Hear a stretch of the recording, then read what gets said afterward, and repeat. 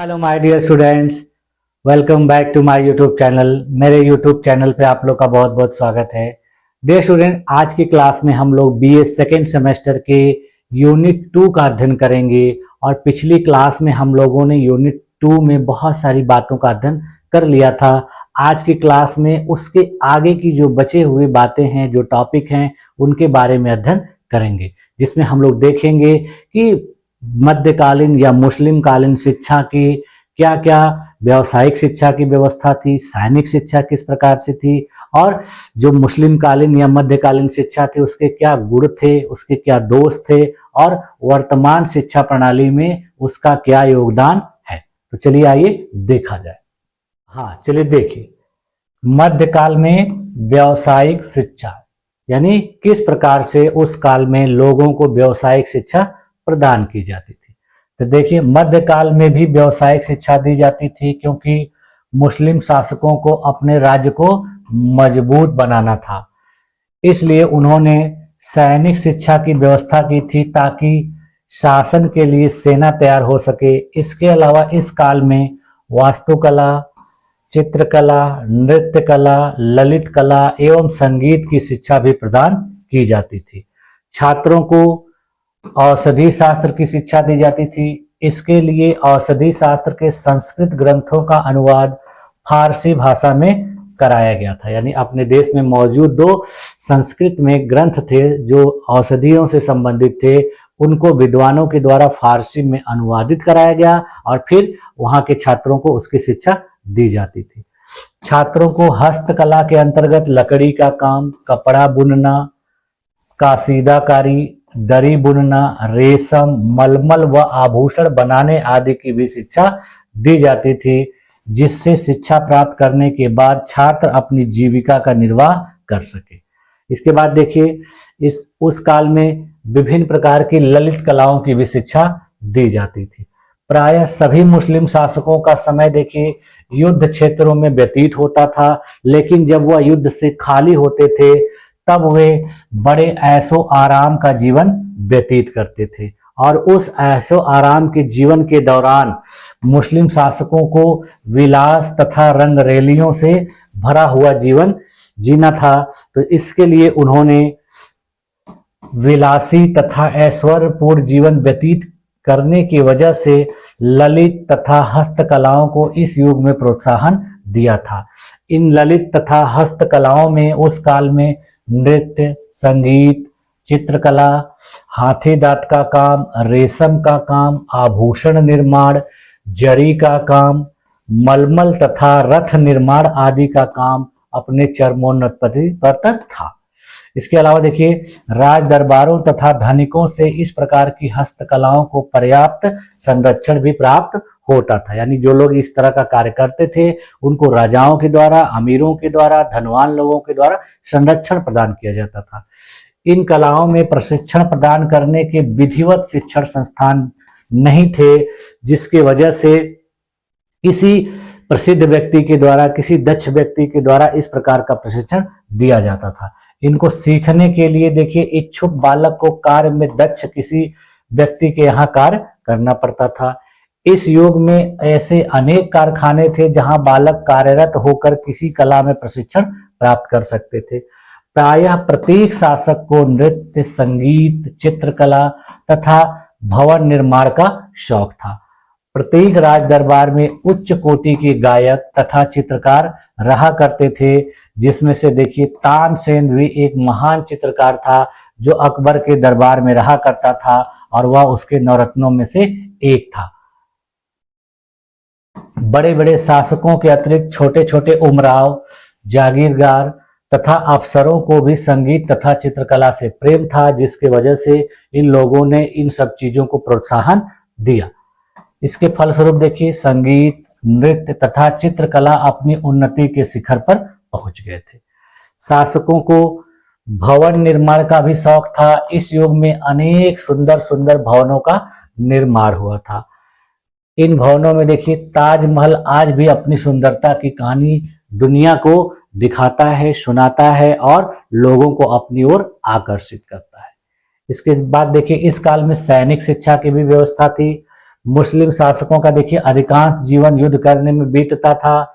युद्ध क्षेत्र में विजय प्राप्त करने की दृष्टि से युद्ध कला में प्रशिक्षित सैनिकों का होना बहुत अनिवार्य था, जिसके लिए समस्त मुस्लिम शासकों ने अपने सैनिकों को युद्ध कला में प्रशिक्षण प्राप्त करने की व्यवस्था की। राजकुमार तो प्रारंभ से ही युद्ध कला की शिक्षा ग्रहण करते थे, लेकिन राजकुमारों के अलावा जो और भी उनके साथ सैनिक रहा करते थे उनको भी इन सब चीजों को सिखाया जाता था।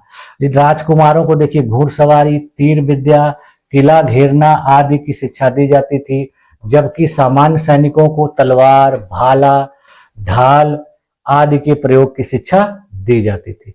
इस प्रशिक्षण के कारण ही मुस्लिम शासकों की युद्ध कला में एक विशिष्टता थी जो हिंदू सैनिकों से कहीं उत्तम थी। यानी इनको बेहतर प्रशिक्षित सैनिक रखने पड़ते थे, जिसकी वजह से इनको इस सैनिक शिक्षा को वहां पर प्रदान करना जरूरी होता था। उसके अलावा देखिए इस काल में साहित्य की उन्नति, यानी मुस्लिम युग में साहित्य की उल्लेखनीय रूप से प्रगति हुई थी। तत्कालीन साहित्य इसी उन्नति का द्योतक है। यह उन्नति प्रत्यक्ष रूप से राजकीय संरक्षण में हुई थी। शासकों के संरक्षण में ही देखिए कवि, साहित्यकार अपनी रचनाएं किया करते थे। इस साहित्य से वे अपने धर्म का प्रचार भी करना चाहते थे। डॉक्टर सरयू प्रसाद चौबे ने लिखा है कि विधर्मी होने के नाते भारत में इनको अपने धर्म का प्रचार करना था और भारतीय संस्कृति का भी ज्ञान ये शासक करना चाहते थे। इसका एकमात्र साधन साहित्य था, जिसकी सहायता से ये अपने धर्म का प्रचार, अपनी संस्कृति का प्रचार हमारे देश में करते थे। इस युग में प्रमुख रूप से फारसी तथा इतिहास की उन्नति हुई और फारसी को इन लोगों ने राजकीय भाषा के रूप में उपयोग किया।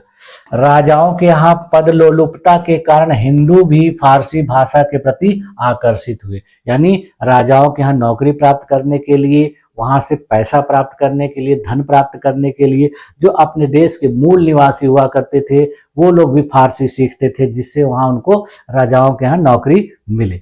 इस युग में फारसी के अनेक विद्वान कवि तथा साहित्यकार हुए, जिनमें अमीर खुसरो, मीर हसन देहलवी आदि बहुत प्रमुख थे। इस युग में देखिए इतिहास से संबंधित भी अनेक पुस्तकें लिखी गई। प्रायः प्रत्येक शासक ने अपनी देख रेख में कोई न कोई इतिहास जरूर लिखवाया था। जियाउद्दीन बर्नी के तवारीखे फिरोज शाही, अफीक की तवारीखे फिरोज शाही तथा याहिया बिन अब्दुल की तवारीखे मुबारक शाही आज भी प्रमाण स्वरूप मानी जाती हैं। इनकी रचना उस काल के मुस्लिम शासकों के शासनकाल में की गई थी। इसके अलावा अल बरूनी की तारीखे हिंद, मुल्ला दाऊद की तारीखे अल्फी, बदायूनी के मुंतखब उत तवारीख तथा अबुल फजल के आईने अकबरी तथा अकबर नाना काफी प्रसिद्ध हैं। इतनी सारी रचनाएं जो है इस काल में की गई थी। इन देखिए प्रसिद्ध इतिहासकारों के अतिरिक्त कुछ शासकों ने भी स्वयं इतिहास से संबंधित पुस्तकें लिखी और उनका अनुवाद किया और दूसरों से करवाया।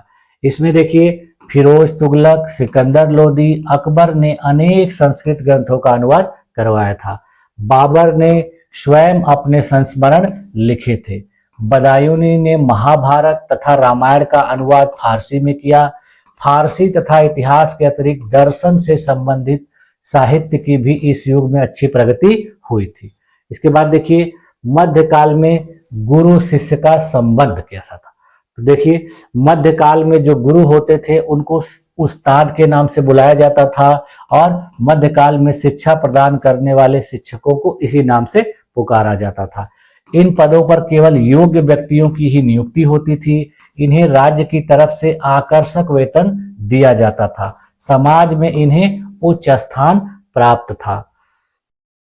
मध्यकाल में जो छात्र थे उनको शागिर्द कहा जाता था और ये मकतब और मदरसों में शिक्षा प्राप्त करते थे।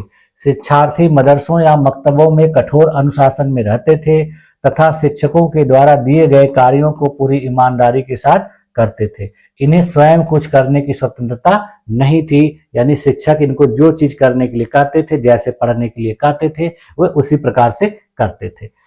इस काल में देखिए वैदिक और बौद्ध शिक्षा प्रणालियों की तरह ही छात्रों और शिक्षकों के बीच जो संबंध था बहुत मधुर था।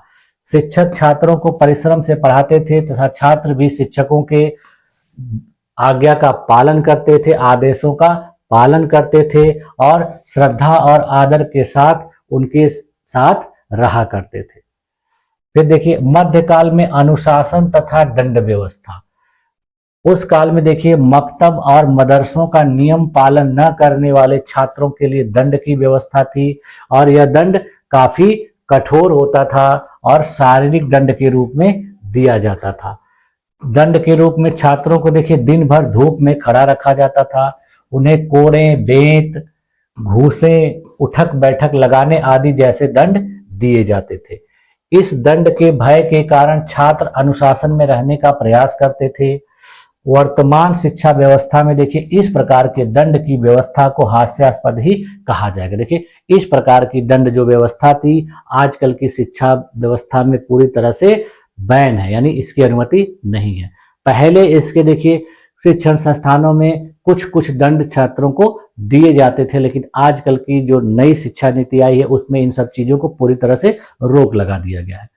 अब देखिए हम लोग देख लेते हैं इस्लामिक या मध्यकालीन शिक्षा के गुण, यानी ये सब क्या क्या खासियतें थी जो उस काल की शिक्षा में मौजूद थी। देखिए मध्यकालीन या मुस्लिम शिक्षा के गुण निम्नलिखित है, जिसमें देखिए सबसे पहला क्या है, निःशुल्क शिक्षा, यानी इस काल में भी वैदिक काल या बौद्ध काल की तरह निःशुल्क शिक्षा प्रदान की जाती थी और इसका लाभ जो गरीब छात्र छात्राएं होते थे उनको दिया जाता था। शिक्षा की व्यवस्था में देखिए राज्य का उत्तरदायित्व था, यानी इस काल में शिक्षा व्यवस्था जो पूरी तरह से थी वो राज्य के ऊपर निर्भर होती थी, राजाओं के ऊपर निर्भर होती थी।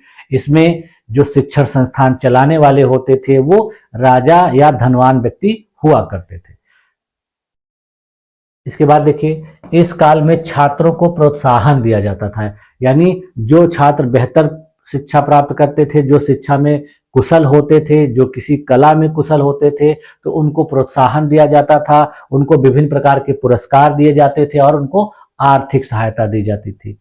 फिर देखिए चौथी विशेषता या गुण, इस काल की शिक्षा में शिक्षक को उच्च स्थान प्राप्त था, यानी शिक्षक का सम्मान किया जाता था, उसको विद्यालय में समाज में बहुत ऊंचा माना जाता था और उसके लिए उनको कई सारी पुरस्कार दिए जाते थे, उनको उपहार दिए जाते थे। इसके बाद देखिए इस काल में साहित्य रचना का विकास बहुत ज्यादा हुआ, यानी इस काल में शासकों के द्वारा विभिन्न प्रकार के साहित्यों को रचाया गया, विभिन्न प्रकार के विद्वानों के द्वारा अनेक पुस्तकें लिखी गई, तो यह भी इस काल की एक महत्वपूर्ण विशेषता या गुण था। इसके अलावा देखिए इस काल में इतिहास का लेखन करवाया गया, विभिन्न प्रकार की ऐतिहासिक पुस्तकों की रचना हुई।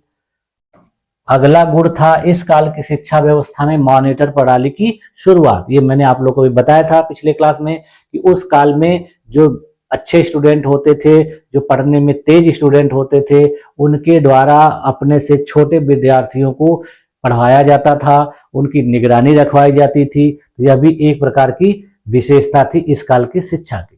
इसके बाद देखिए शिक्षक छात्र संबंध, इस काल में देखिए छात्रों और शिक्षकों के बीच बेहतर संबंध हुआ करता था, छात्र शिक्षक की बात को माना करते थे, उनकी आज्ञा का पालन करते थे, तो ये भी एक प्रकार का गुण था उस काल की शिक्षा का। इसके अलावा देखिए व्यावसायिक शिक्षा भी इस काल में प्रदान की जाती थी, छात्रों को विभिन्न प्रकार के व्यवसाय को सिखाया जाता था, उसमें योग्य बनाया जाता था।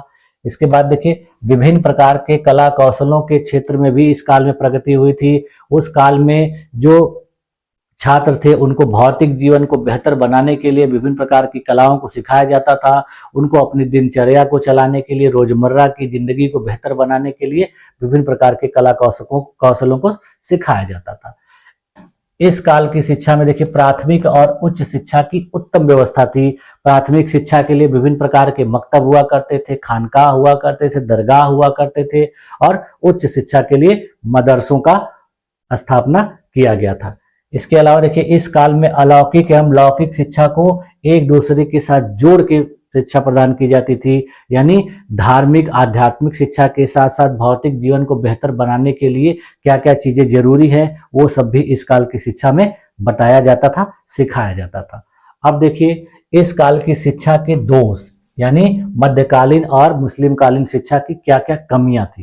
तो देखिए मुस्लिम कालीन शिक्षा में दोष भी थे जिनका विवरण इस प्रकार से।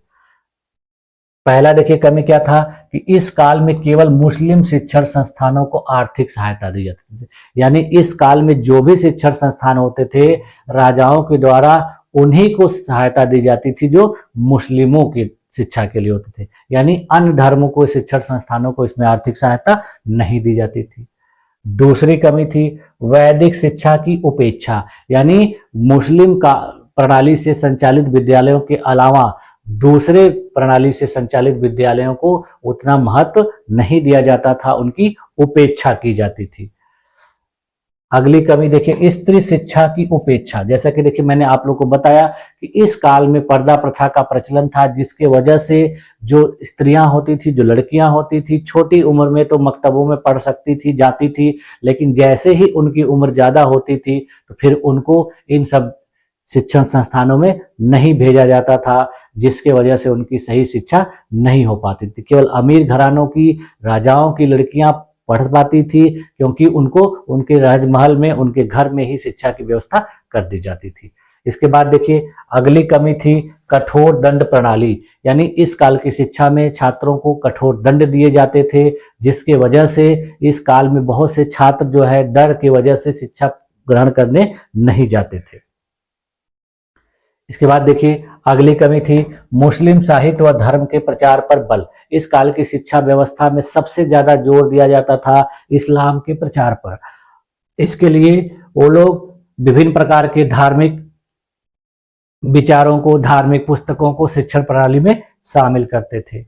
उसके बाद देखिए अगली कमी थी धार्मिक परिवर्तन, धर्म परिवर्तन पर बल। यानी इस काल के शिक्षण संस्थानों में दूसरे वर्ग के, दूसरे धर्म के लोगों को धर्म परिवर्तित कराया जाता था, उनको विभिन्न प्रकार के लालच दिए जाते थे, नौकरी का, पुरस्कार का, आर्थिक सहायता का, और यह भी एक प्रकार की कमी के रूप में भी जानी जाती है। उसके बाद देखिए शिक्षा में जन शिक्षा की उपेक्षा। यानी इसमें सभी वर्ग के लोगों को बेहतर शिक्षा नहीं प्रदान की जाती थी, उन्हीं लोगों को बेहतर शिक्षा प्रदान की जाती थी जो राजाओं के संरक्षण में होते थे या राजाओं के यहाँ नौकरी करना चाहते थे।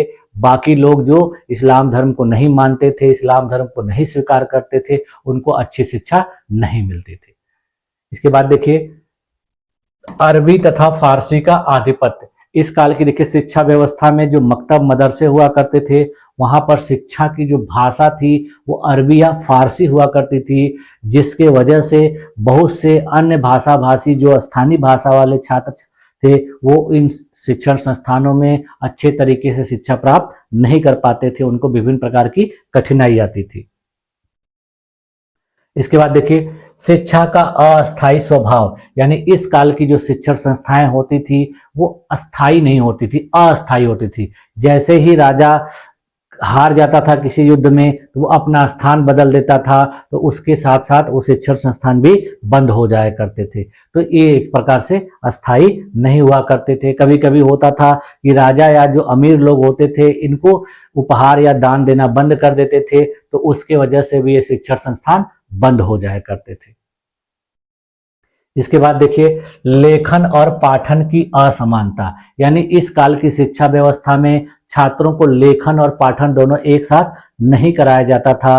पहले उनको पाठन कराया जाता था, फिर उसके बाद लेखन कराया जाता था, जिससे क्या होता था कि उसमें आपस में तारतम्य नहीं बन पाता था, छात्रों को बहुत कठिनाई हुआ करती थी।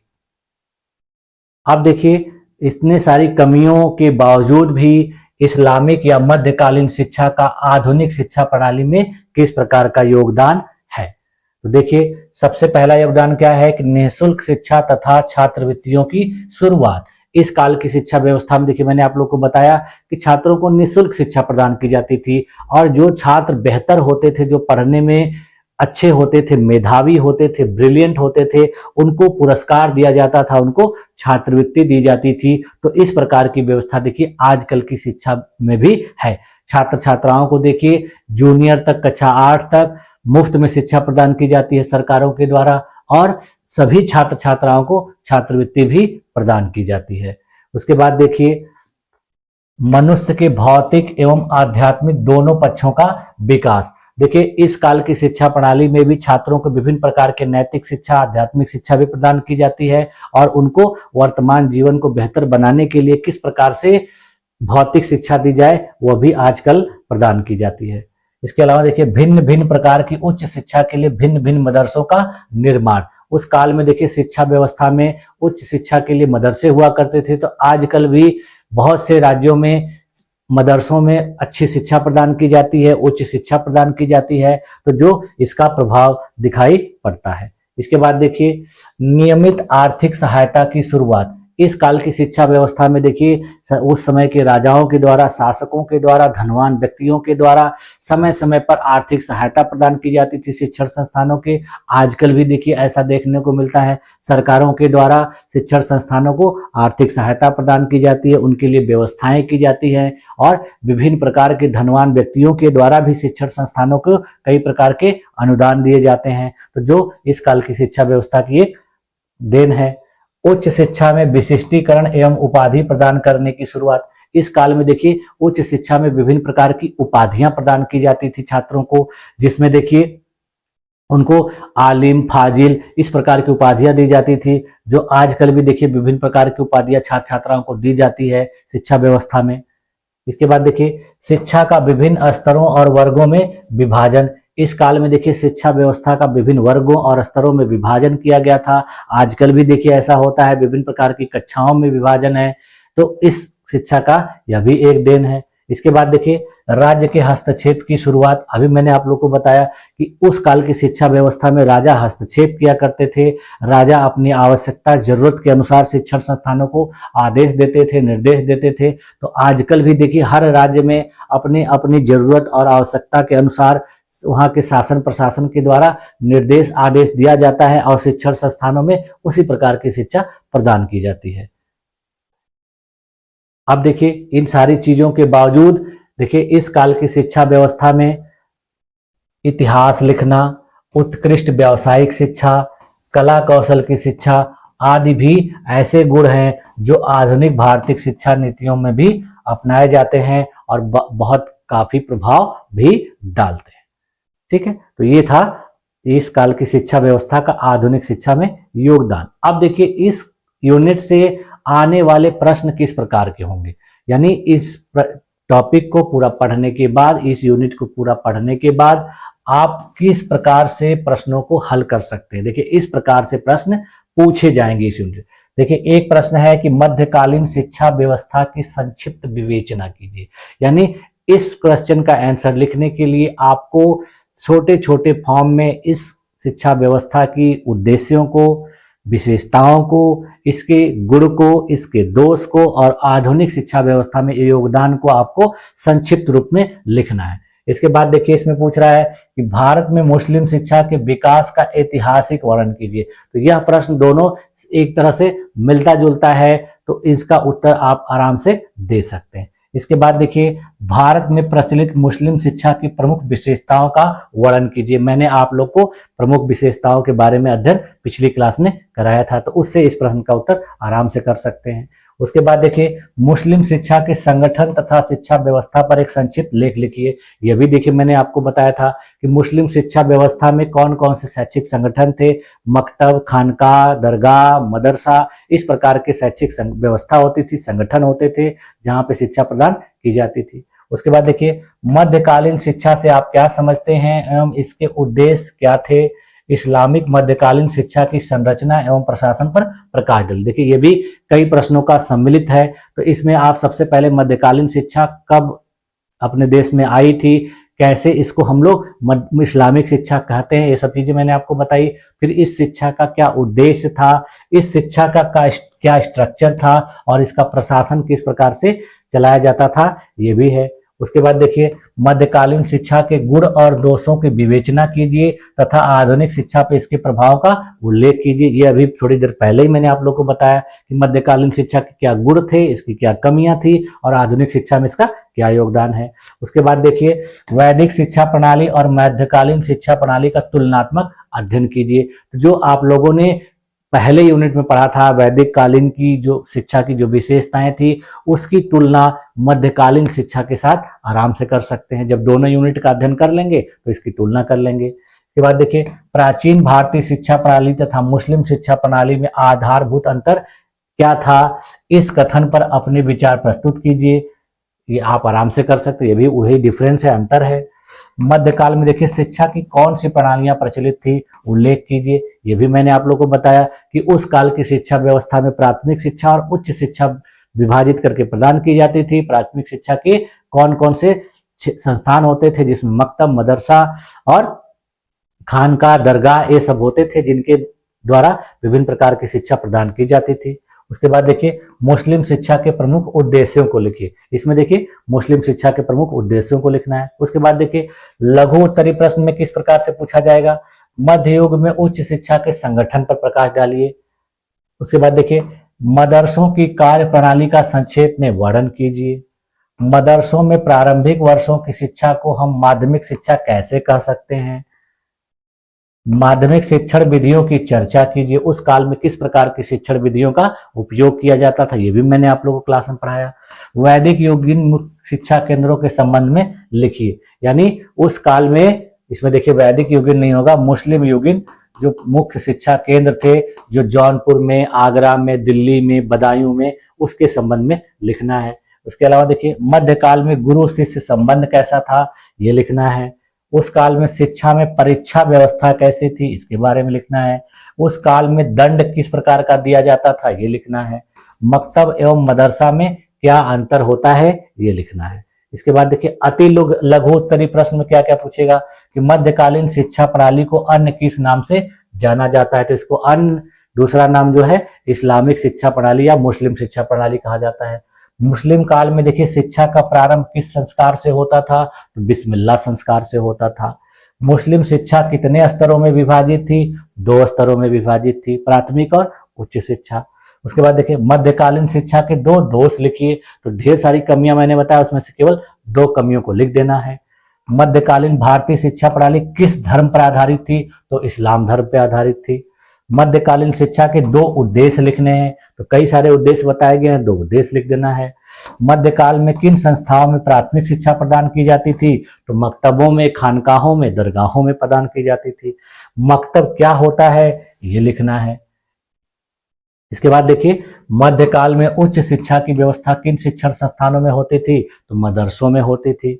मध्यकाल में भारतीय समाज में स्त्री शिक्षा की स्थिति कैसी थी, तो बहुत दयनीय थी, स्त्री शिक्षा की बहुत बेहतर सुविधा नहीं थी। तो इस प्रकार से देखिए, इस चैप्टर से आपको क्वेश्चन एग्जाम में पूछे जा सकते हैं। अब इसको आप लोग अगर पूरे अच्छे तरीके से पढ़ लेंगे तो आने वाले हर प्रश्न का जवाब आसानी से दे सकते हैं। तो आज की क्लास में देखिए, आज मैंने आप लोगों को ये यूनिट पूरा कंप्लीट करा दिया। अब देखिए, जो अगला यूनिट है, यूनिट 3 है, जिसमें हम लोग को ब्रिटिश कालीन शिक्षा प्रणाली के बारे में पढ़ना है, यानी अंग्रेजों के द्वारा अपने देश में शिक्षा व्यवस्था में क्या क्या सुधार लाए गए और उनके सुधारों का आज की शिक्षा व्यवस्था में क्या प्रभाव है। ठीक है, तो आज की क्लास में यहीं तक रखा जाए और मुझे पूरी उम्मीद है कि आप लोगों को ये सारी चीजें बहुत बेहतर तरीके से समझ में आई होंगी। आप लोगों ने इतने देर तक इस क्लास में अपने आप को बनाए रखा, इसके लिए आप लोगों का बहुत बहुत धन्यवाद। मिलते हैं नेक्स्ट क्लास में, तब तक के लिए